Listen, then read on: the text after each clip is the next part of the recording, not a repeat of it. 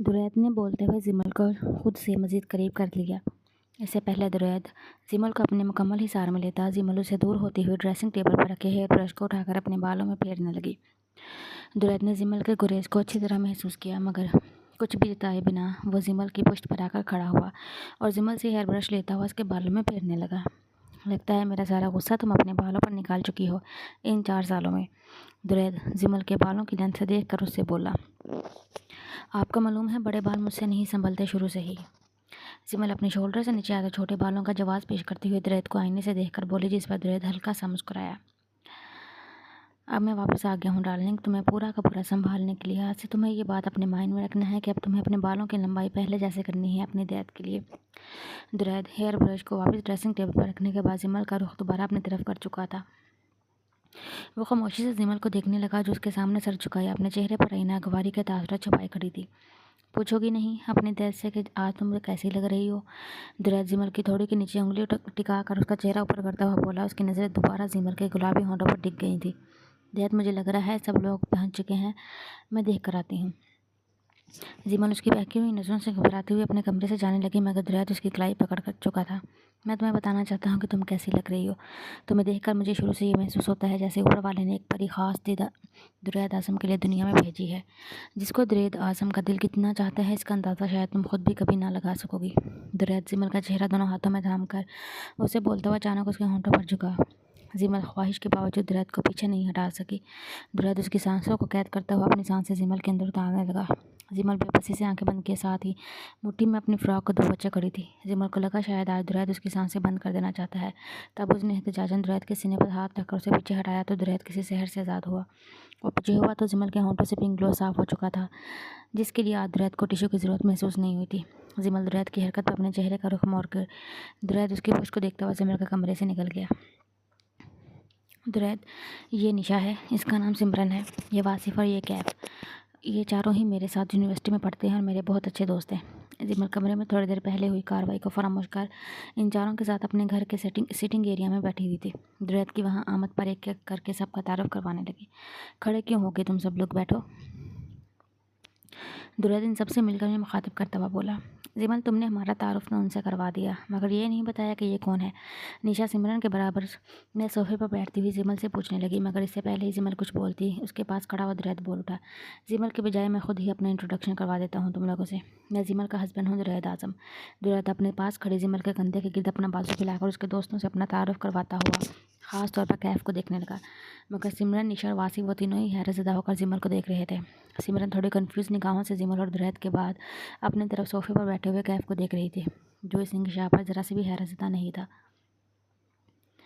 Aunty कहाँ पर है? जिमल नज़र नहीं आ रही। सिमरन के पूछने पर दुरैद के पास बैठी हुई जिमल सिमरन से बोली, अपने रूम में रेस्ट कर रही हैं, तुम्हें उनसे मिलवा देती हूँ। जिमल सिमरन से कहती हुई सोफे से उठी तो निशा भी सिमरन के साथ उसके पीछे चल दी, जबकि दुरैद आसिफ से बातें करने लगा।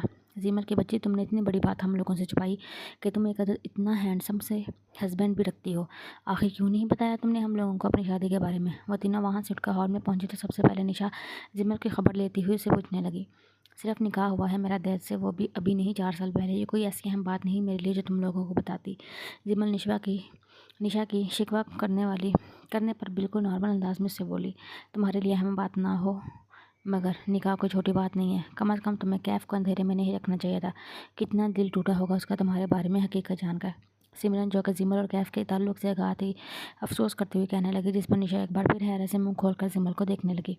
यानी मुझे सही दाल में काला लगता था, मतलब तुम्हारा और कैफ का। ओ माय गॉड, निशा हैरत के मारे अपने माथे पर हाथ मारती हुई बोली। कैफ और मेरा टाइम पास नहीं है, वो मुझसे स्टडीज़ मुकम्मल होने के बाद शादी करने वाला है, और मैंने कैफ को दैत के बारे में शुरू से ही सब कुछ बता दिया था। जिमल सिमरन और निशा को देखती हुई बोली, मगर वो दोनों अब जिमल को हैरत से देख रही थी। जिमल, माइंड मत करना यार, मगर तुम एक शख्स के निकाह में होने के बावजूद किसी दूसरे के साथ इन्वॉल्व होगी। मैं बिल्कुल भी समझ नहीं पा रही हूँ, आखिर तुम्हारा दिल कैसे माना? मॉडर्न और एडवांस में भी हूँ, मगर सिमरन को बात करते हुए डर भी लग रहा था कि कहीं जिमल उसकी बातों का बुरा न मान जाए, इसलिए बात अधूरी छोड़कर खामोश हो गई। दैद ने मुझसे ज़बरदस्ती निकाह किया था, क्या ज़ोर ज़बरदस्ती से जुड़ने वाले रिश्ते को तुम कबूल करोगी? उन्होंने मुझे मेरी गलती की सज़ा देने के लिए मुझसे निकाह किया, इनसे मेरा कोई मोहब्बत वाला ताल्लुक़ नहीं है। दैद शुरू से ही पसंद करते हैं कि मैं उनके ताबे होकर रहूँ, उनकी हर बात मानो, जो उनको पसंद है मैं वो काम करूँ, जो उनको पसंद नहीं है इस चीज़ को या उस ख्वाहिश को तर्क कर दूँ। जो मुझे शुरू से ही अपनी पसंद और नापसंद के मुताबिक चलाते आए हैं। आज तुम सबको यहाँ बुलाने का मकसद भी यही है कि तुम सबके बारे में वो अच्छी तरह जान सके और तुम लोगों को परख सकें कि तुम लोगों में से मुझे आगे किससे दोस्त देखना चाहिए और किससे नहीं। जिमिल इन दोनों को दलील देने के साथ साथ 4 साल पहले स्टोनमा होने वाले वाक़ये के बारे में बताने लगी, जिस गलती की बिना पर दुरैद ने सज़ा के तौर पर उससे निकाह किया था। ये भी तो हो सकता है तुम्हारे दैद वाक़ई तुमसे मोहब्बत करते हो, ज़ाहिर नहीं करना चाह रहे हो। निशा की बात सुनकर जिमल ज़ोर से हंसी। ये मैंने कब कहा वो मुझसे मोहब्बत नहीं करते? वो मुझसे मोहब्बत करते हैं, मगर घर में रहने वाले एक फ़र्द की तरह। इससे आगे की मोहब्बत जो तुम समझ रही हो ऐसा कुछ भी नहीं है, ना उनकी तरफ से ना मेरी तरफ से। बस दैद पसंद करते हैं कि मैं उनकी मर्ज़ी से सारी ज़िंदगी चलती रहूँ, उनका हुक्म मानती रही, वो मुझे मेरी गलती पर सज़ा देते रहें और मुझे सारी ज़िंदगी अपनी मर्ज़ी के मुताबिक चलाते रहें। जिमल की बात मुकम्मल होने पर खामोश खड़ी सिमरन उससे पूछने लगी, इस सब का सॉल्यूशन फिर क्या है जिमल? मेरा मतलब है तुमने अपने आगे के लिए क्या सोचा है? सिमरन फिक्रमंद लहजे में जिमल को देखती हुए उसे पूछने लगी, क्योंकि वो जिमल और कैफ के बारे में जानती थी। दुरैद आज़म का बाप खुलने पर सबसे बड़ा धचका इसी को लगा था। सिमरन की बात सुनकर जिमल की लंबी सांस खींचकर उससे बोली, सोचना क्या है, कैफ सारी हकीकत जानने के बाद भी ना सिर्फ मुझे पसंद करता है बल्कि शादी का ख्वाहिशमंद है। यही बात उसकी सिंसियरिटी को शो करती है। मैं सेमेस्टर कंप्लीट होने का वेट कर रही हूँ, उसके बाद दैट से खुला लेकर कैफ से आईमन फिर मैं और कैफ शादी कर लेंगे। जिमल की बात सुनकर सिमरन खामोश होगी। वही निशा अजीब सी शक्ल बनाती हुई बोली, वैसे अगर देखा जाए तो कैफ की पर्सनैलिटी से तो तुम्हारी दैत की पर्सनैलिटी ज़्यादा अच्छी है। कम से कम दुरैद आज़म में कैफ की तरह कैल्शियम और आयोडीन की कमी तो नज़र नहीं आती। निशा कैफ के दुबले जिस्म को निशाना बनाती हुई बोले तो सिमरन ने अपनी उम्र आने वाली हंसी को बहुत मुश्किल से कंट्रोल किया, जबकि जिमल मुंह बनाती हुई निशा से बोली, सिर्फ कैफ दुबले होने का मजाक क्यों उड़ा रही हो? कुछ कसीदे उसकी हाइट पर भी पढ़ दो। जिमल के तंज करने पर सिमरन और निशा दोनों ही हंस पड़ी। अगर मैंने कैफ की हाइट कभी टारगेट किया तो फिर तुम मुझसे सख्त वाला नाराज़ हो जाओगी, और मैं तुम्हें नाराज़ बिल्कुल भी नहीं करना चाहती हूँ।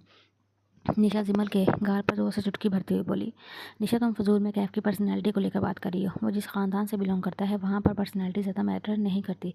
सिमरन के बाद जिमल को काफ़ी महसूस हुई, इसलिए वो सिमरन को देखते हुए बोली, मुझे उसकी दौलत में कोई दिलचस्पी नहीं है सिमरन। डैड बेशक डैड के रियल फादर थे, मगर उन्होंने मुझे कभी किसी चीज़ की कमी महसूस नहीं होने दी।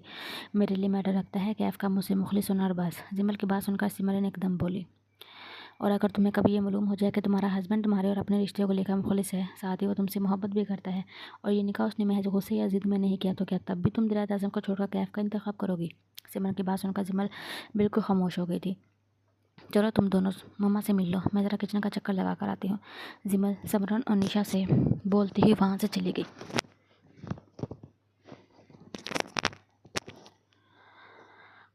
जिमल की जगह तुम ये सवाल मुझसे पूछती तो मैं बिना सोचे समझे दुरैद आज़म का नाम ले लेती। भाई मुझे तो ये कैफ जैसे नाजुक से चूजे टाइप के मर्द बिल्कुल भी पसंद नहीं है। निशा अक्सर ऐसे उल्टे सीधे नामों से कैफ के पीछे उसका रिकॉर्ड लगाया करती थी। सिमरन उसकी बात पर हंसती हुई तो बिंता के कमरे की तरफ जाने लगी। निशा भी उसके पीछे चल दी। डिनर बहुत ज़बरदस्त था, मज़ा आ गया। अब ये बताओ तुम यूनिवर्सिटी कब से आ रही हो? डिनर के बाद सब हॉल में मौजूद थे तब वासिफ जिमल को देखता हुआ उसे सवाल करने लगा, जिस पर जिमल की नज़रें बेसाख्ता दुरैद पर गई जो उसी को देख रहा था।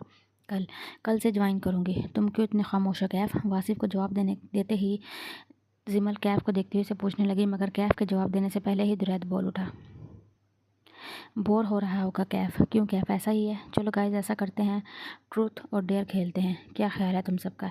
दुरैद करीब रखे साइड टेबल से पेंटिंग की हुई डेकोरेशन की बोतल उठाकर सबको बारी बारी देखकर पूछने लगा, नोट अ बैड आइडिया? सिमरन बोली, यस। निशा ने भी एग्री किया तो दुरैद ने जिमल की तरफ देखा, ठीक है।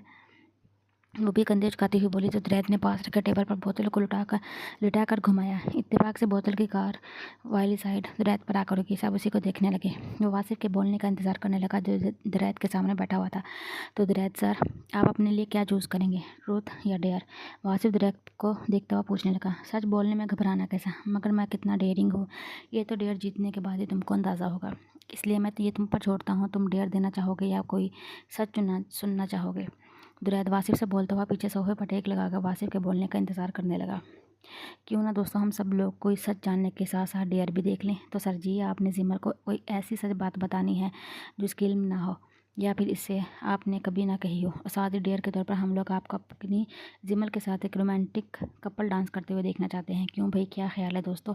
वासिफ की बात सुनकर जहाँ दुरैद हंसा वहीं जिमल वासिफ को घूर कर देखने लगी, जबकि निशा और सिमरन ने वासिफ की बात की तालियां बजाकर तायद की। बस कैफ खामोश बैठा हुआ जब्त करके दुरैद को देख रहा था, जो जिमल का नाजुक सा हाथ थाम कर उसे कमरे के बीचों बीच ले आया। साथ ही वो जिमल का दूसरा हाथ थामता हुआ से बोलने लगा, आज से पहले ये सच मैं तुम्हें कई बार पहले भी बता चुका हूँ कि मैं तुम्हें प्यार करता हूँ, मगर तुमने हमेशा मेरी बात को नॉर्मल अंदाज में लिया। तुम हमेशा मेरी फीलिंग से बेखबर रही। शायद तुम समझती हो कि जैसे घर में रहने वाले फ़र्द एक दूसरे से, अपनी फैमिली से मोहब्बत करते हैं, मैं भी तुमसे वैसी मोहब्बत करता हूँ और बस। ये पूरा सच नहीं है जिमल। मैंने तुम्हें बचपन से चाहा है, जब तुम बहुत छोटी थी तब से। मोहब्बत शायद उस दिन हो गई थी जब डैड को मेरे स्मोकिंग करने का मालूम हुआ और उन्होंने सज़ा के तौर पर मुझे रात का डिनर नहीं करने दिया, और तुम सबके सोने के बाद मेरे कमरे में मेरे भूखे रहने के एहसास से मेरे लिए खाना लेकर आई। हाँ, उस दिन मुझे अपनी खुद की फीलिंग ज़ाहिर हो गई थी कि मुझे तुमसे मोहब्बत हो गई है। वैसी मोहब्बत जिसमें अपने चाहने वाले के लिए ख़ास फीलिंग्स रखी जाती है, जो मोहब्बत किसी ख़ास फ़र्द से दूसरों अफराद के बरक्स ज़रा हट कर की जाती है। तभी मैंने सोच लिया था कि मैं तुम्हें हमेशा के लिए अपनी ज़िंदगी में शामिल कर लूँगा। दुरैद जिमल से न जाने और भी कुछ कह रहा था, मगर जिमल चेहरे पर खौफज़दा तासुरात के साथ उसकी बातें सुन रही थी। साथ उसने कैफ को देखा, जो इन दोनों को देखा बड़े जब से जबड़े भींचे सोफे पर बैठा हुआ था। कैफ से होती हुई इसकी नज़र हाल में मौजूद वासिफ पर गई, जो बहुत दिलचस्पी से इन दोनों को देख रहा था। ऐसा ही कुछ हाल सिमरन का भी था, जो हैरत से पूरा मुंह और आंखें खोले हुए थी, जबकि निशा अपने हाथ में मोबाइल पकड़े बाकायदा इन दोनों की वीडियो बना रही थी। तुमसे यूँ अचानक निकाह करके जाने की वजह भी मैं आज बता देता हूँ। बेशक मुझे उस दिन तुम पर बहुत गुस्सा था, मगर मैं यहाँ से जाने से पहले तुम्हें अपना बना कर जाना चाहता था, ताकि तुम ज़िंदगी भर मेरी होकर रहो, मुझसे जुड़ी रहो, सिर्फ मेरे लिए सोचो, जैसे मैंने इन गुजरे 4 सालों में सिर्फ़ और सिर्फ तुम्हारा सोचा है। दुरैद ख्वाबनाक लहजे में बोलता हुआ जिमल का हाथ थामा हुआ अपने होंठों तक ले जाने लगा। जिसे जिमल ने सबकी मौजूदगी को देखा फ़ौरन पीछे किया, वैसे ही दुरैद भी होश में आ गया। लेकिन निशा की म्यूज़िक प्ले करने पर वो एक बार फिर जिमल को कमर से थाम चुका था। जब दुरैद ने डांस के स्टेप लेना शुरू किए तो जिमल ने अपने दोनों हाथ उसके शोल्डर पर रखे। जिमल को पुराना धुंधला सा एक मंजर याद आया, जब वो दुरैद को डांस करने के लिए फ़ोर्स कर रही थी। लेकिन इस वक्त जिस तरह से वो जिमल के साथ डांस के स्टेप ले रहा था, जिमल को अंदाज़ा हो गया वो कपल डांस करने में वो पहले के मुकाबले में काफ़ी महारत हासिल कर चुका है। क्या ख्याल है, डांस के अख्ताम पर तुम्हारे दोस्तों को रोमांटिक हस्बैंड की एक छोटी सी झलक दिखा दूं, अगर तुम माइंड ना करो तो। दुरैद जिमल को थामे डांस करने के साथ उसके होंठों को देखता हुआ सरगोशी में बोला। जिमल डर के मारे एकदम उससे दूर हुई। वहीं तालियों और सीटियों की आवाज़ हाल में गूंजने लगी। दुरैद मुस्कुराता हुआ वापस सोफे पर बैठा तो निशा ने भी वीडियो बनाना बंद कर दी। जिमल ने एक नज़र कैफ पर डाली, जो धुआं चेहरे के साथ खामोश एक जगह टिका हुआ था। वो भी खामोशी से बगैर कुछ बोले वापस सोफे पर बैठ गई। चलो भाई, अब दोबारा गेम स्टार्ट करते हैं। वासिफ के बोलने पर दुरैद ने बोतल को घुमाया, तो अब की बार बोतल कैफ पर आकर रुकी। उसने एकदम दुरैद की तरफ देखा। ट्रूथ या डेयर?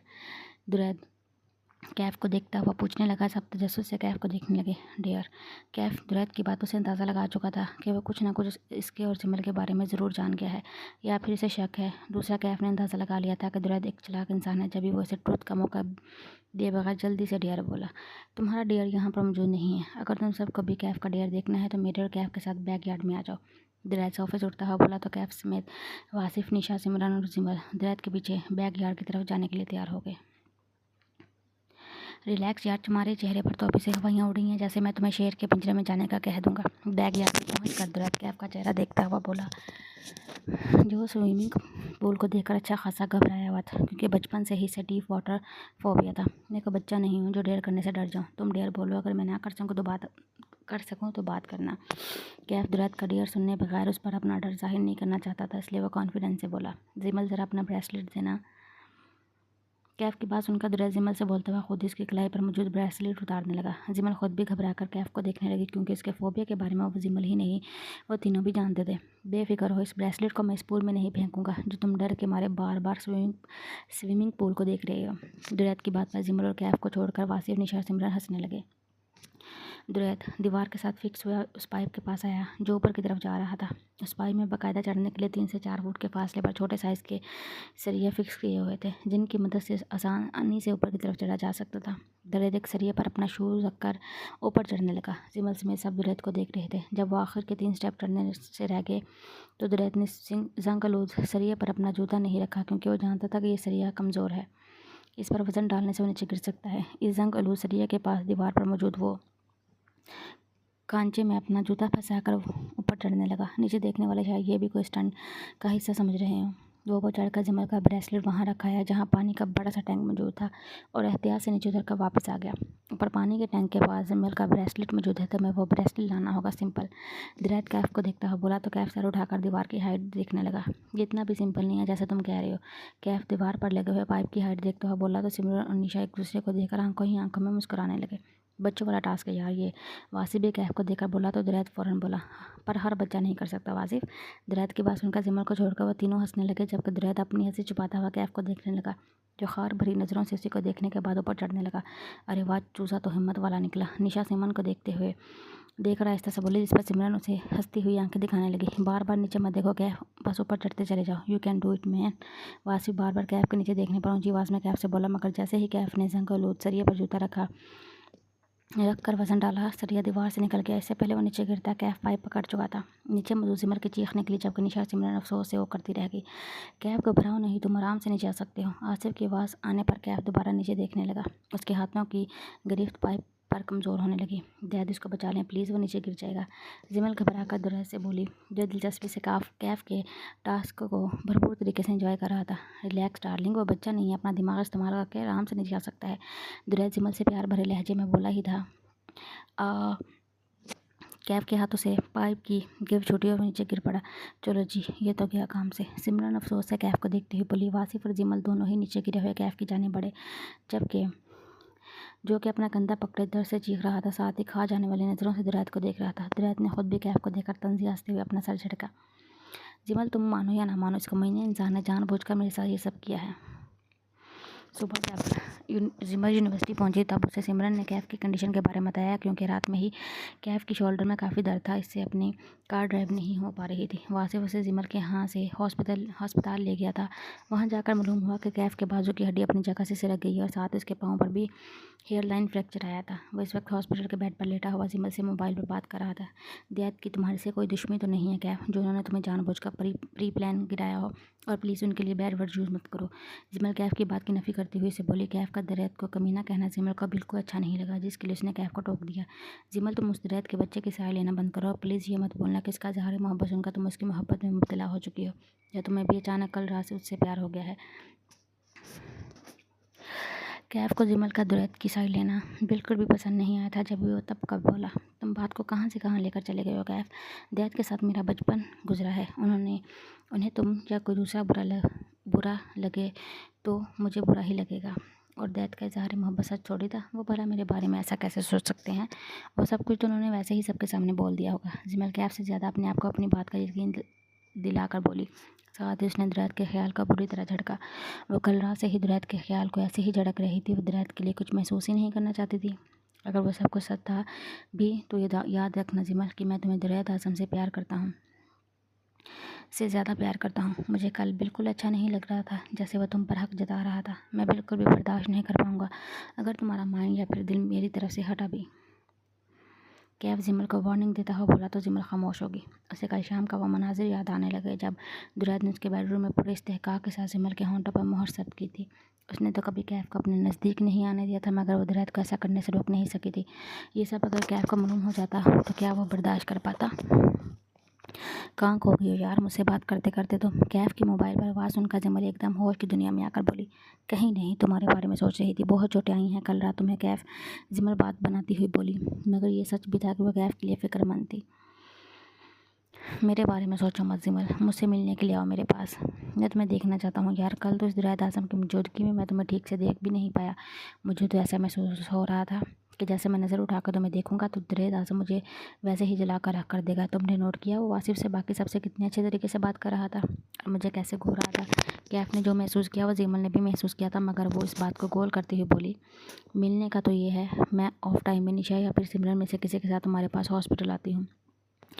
जिमल कैफ से बोली, क्योंकि सुबह उसकी यूनिवर्सिटी जाने के टाइम पर दुरैद ऑफिस के लिए तैयार हुआ, खुद भी नाश्ता किया था कर रहा था।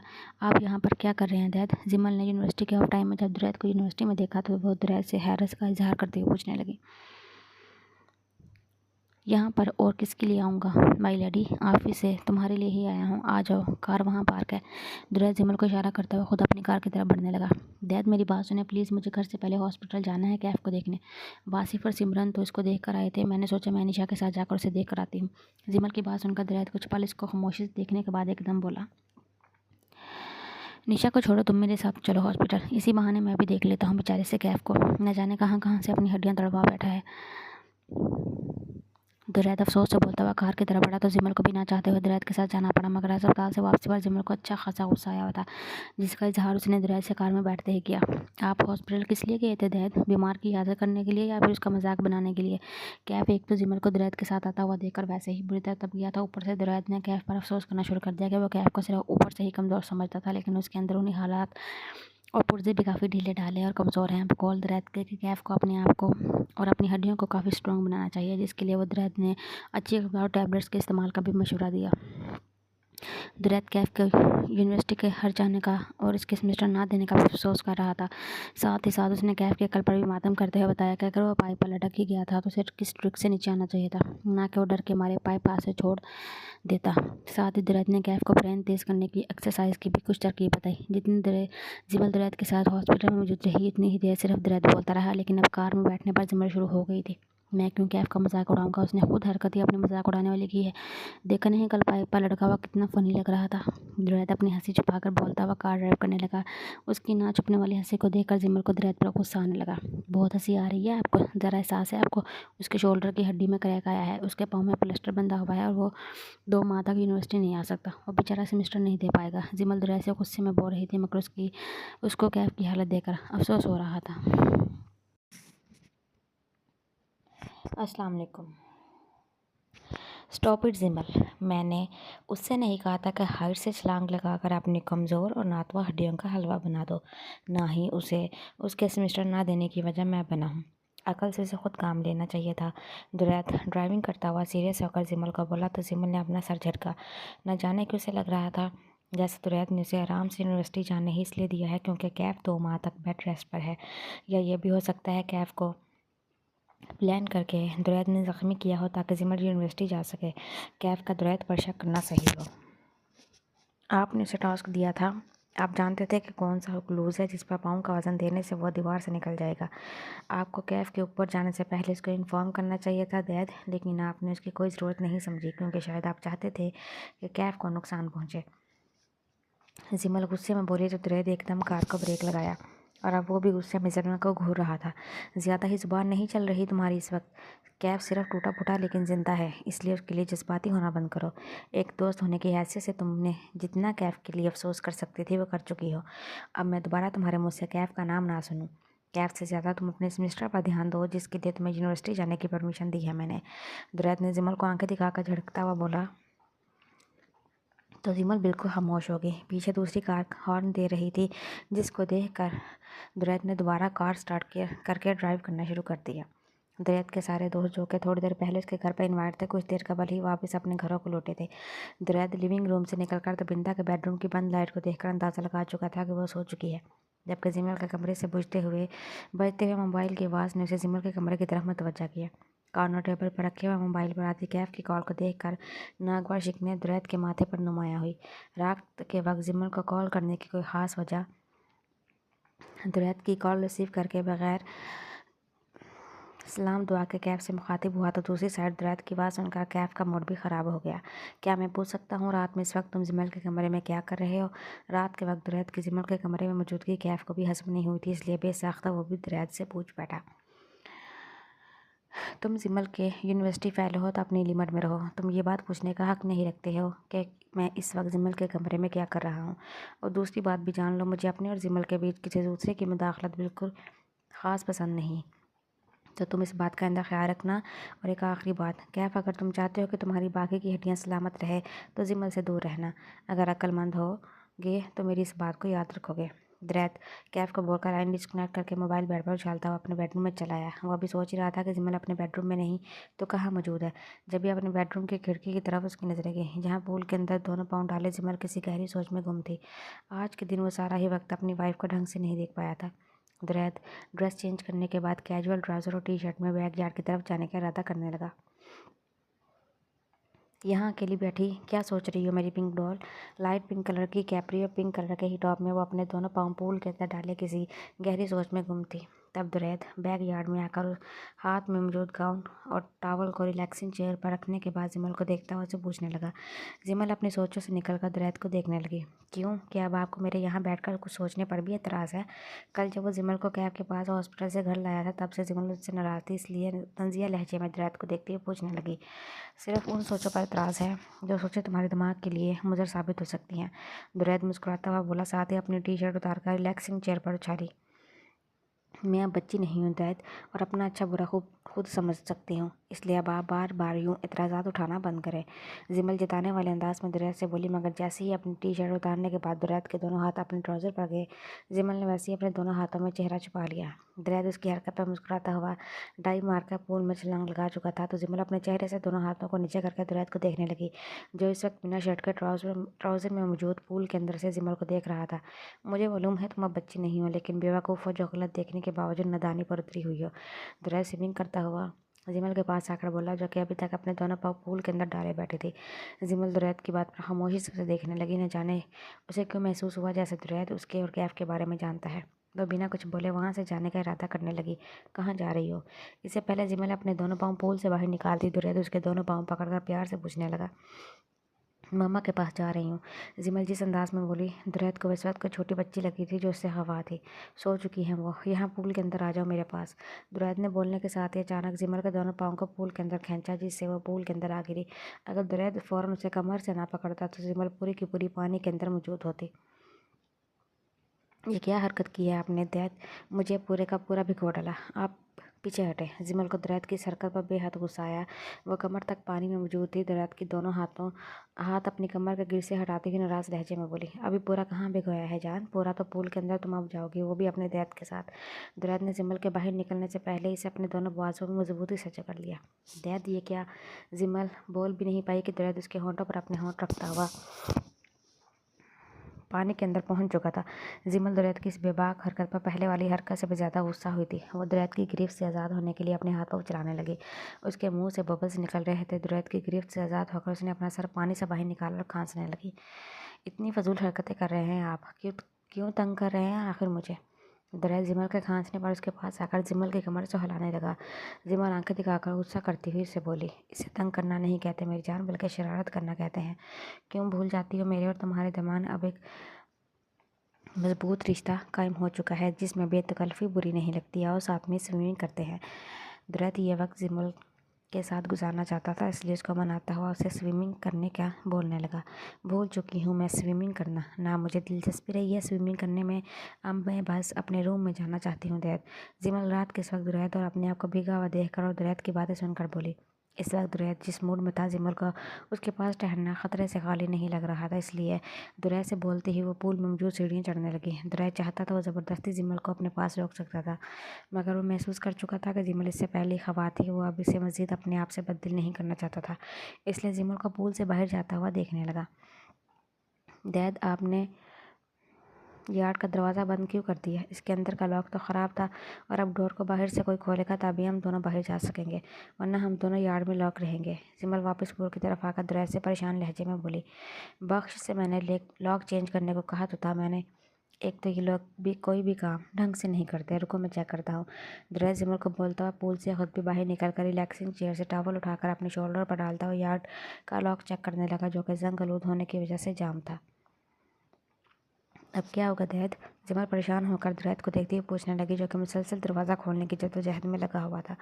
अब क्या हो सकता है? ये दरवाज़ा खुद यही चाहता है कि तुम मेरे पास से बिल्कुल भी दूर नहीं जाओ। दुरैद दरवाजे का हैंडल छोड़कर जिमल को अपने हिसार में लेकर सीरियस अंदाज में बोला, आप बात को संजीदा नहीं ले रहे हैं दैद, और मैं परेशान हो रही हूँ। जिमल ने दुरैद को बगैर शर्त के देखा, जो उसे अपने हिसार में लिए खड़ा था। जिमल ने उसके हिसार से आज़ाद होना चाहा, मगर दुरैद ने जिमल को ऐसा नहीं करने दिया। तो क्यों परेशान हो? थोड़ी देर में दरवाज़ा खोलने की कोशिश करता हूँ, आप बिल्कुल रिलैक्स हो जाओ। दुरैद जिमल को अपने हिसार में छुपाई उसके चेहरे पर परेशानी को देखकर नरमी से बोला, साथ ही अपने शोल्डर से टॉवल हटाता हुआ जिमल के गीले बाल खुश्क करने लगा।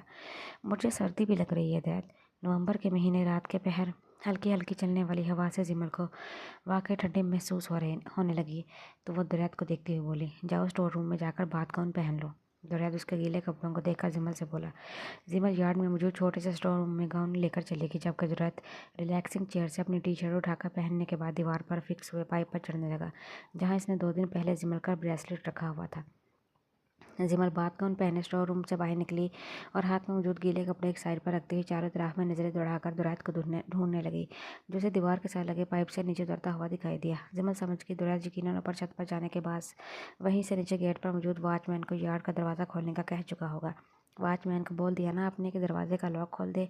दुरैद चलता हुआ जिमल के पास आने लगा तो वो दुरैद से पूछने लगी, क्या वॉचमैन को ऐसा भी कुछ बोलना था? मुझे तो लगा आज हम दोनों को घर के शीशे में एक साथ रात गुजारनी चाहिए।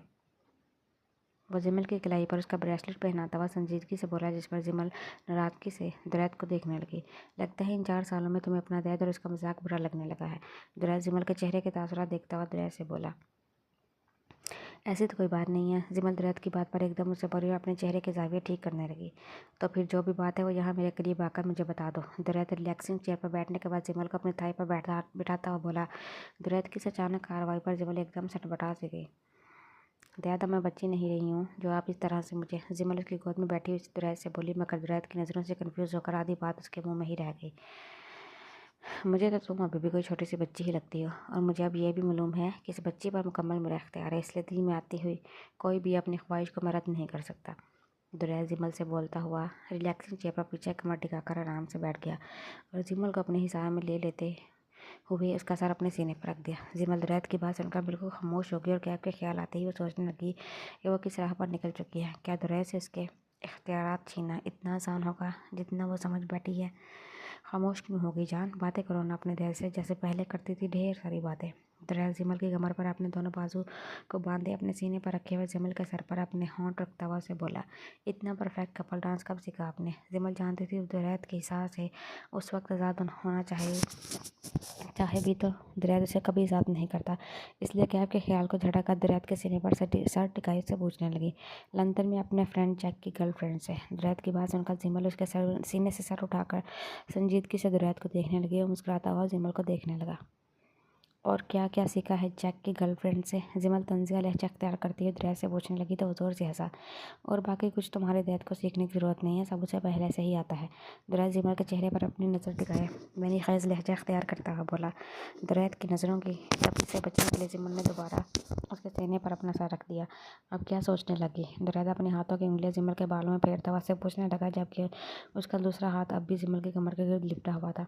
लंदन जाने से पहले आप काफ़ी शरीफ इंसान हुआ करते थे, वहाँ की हवा लगकर काफ़ी बिगड़ चुके हैं आप, और साथ अपनी शराफत भी भूल चुके हैं। जिमल जो दुरैद के बारे में सोच रही थी वो साथ साथ उसके सीने पर सर रखे दुरैद को बोलने लगी, जिस पर दुरैद एक बार फिर कहकहा लगाकर जोर से हंसा। शरीफ तो मैं पहले भी नहीं रहा माई लेडी, वो तो तुमसे मेरा निकाह नहीं हुआ था। वैसे कॉफ़ी बनाना किससे सीखा तुमने? दुरैद आहिस्ता आहिस्ता जिमल की कमर से हिलाता हुआ उसे पूछने लगा। आपको पसंद आई मेरे हाथ की कॉफ़ी? जिमल एक बार फिर दुरैद के सीने से सर उठाकर उसे देखती हुई तजस्सुस से पूछने लगी। काफ़ी हॉट थी, बिल्कुल तुम्हारी तरह। दुरैद ने बोलने के साथ ही जिमल के चेहरे पर अपनी नज़रें जमाई उसके गाउन की डोरी अचानक खोल दी। दैद ये क्या? जिमल इस हरकत पर आवाज़ बाख्ता होगी फ़ौरन पीछे हटकर गाउन की डोरी बांधने लगी, मगर इससे पहले ही दुरैद चेयर से उठकर जिमल को चेयर पर लिटा चुका था। दैद स्टॉप इट, मैं नाराज़ हो जाऊंगी आपसे। जिमल चीखती हुई दुरैद से अपने दोनों हाथ छुड़ाकर दुरैद को पीछे हटाने लगी। दुरैद एक बार फिर उसके दोनों हाथों को काबू में करने के बाद जिमल की गर्दन पर झुक गया और उसकी गर्दन पर अपने होंठों से मोहब्बत की गहरी छाप छोड़ता हुआ शोल्डर से जिमल का गाउन नीचे करने लगा। दैद नो लीव मी, अपने शोल्डर पर दुरैद के होंठों का लमस महसूस करके एक बार फिर तेज़ आवाज़ में बोली, मगर दुरैद उसके दोनों हाथों को सख्ती से पकड़े दीवाना वार उसके कंधों, बाजू और गर्दन पर अपने प्यार की गहरी छाप छोड़ता हुआ मदहोश हो चुका था। जिमल के एहतजाज पर तो नहीं, अलबत्ता यार्ड का दरवाज़ा बाहर से खुलने की आवाज़ पर दुरैद को पीछे हटना पड़ा।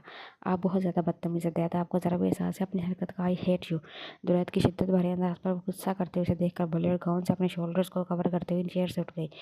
जिमल मेरी बात सुनो यार, दुरैद जिमल के पीछे आता हुआ से बोला, मगर दुरैद की बात सुनकर वो रुकने के बजाय भागती हुई यार्ड से बाहर निकल गई और अपने बेडरूम में आकर उसने दरवाजे का लॉक कर लिया। क्या हुआ, नाश्ता क्यों नहीं कर रही ठीक से? तबिंदा ने जिमल को देखकर टोकने वाले अंदाज में पूछा,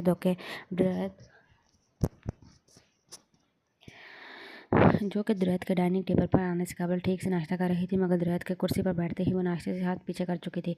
तबिंदा के टोकने पर दुरैद भी नज़रें उठाकर जिमल को देखने लगा। वह दुरैद की कल वाली हरकत पर उसको देखने से मुकम्मल गुरेज कर रही थी। नाश्ता मैं कर चुकी हूँ, बस यूनिवर्सिटी के लिए निकलना है।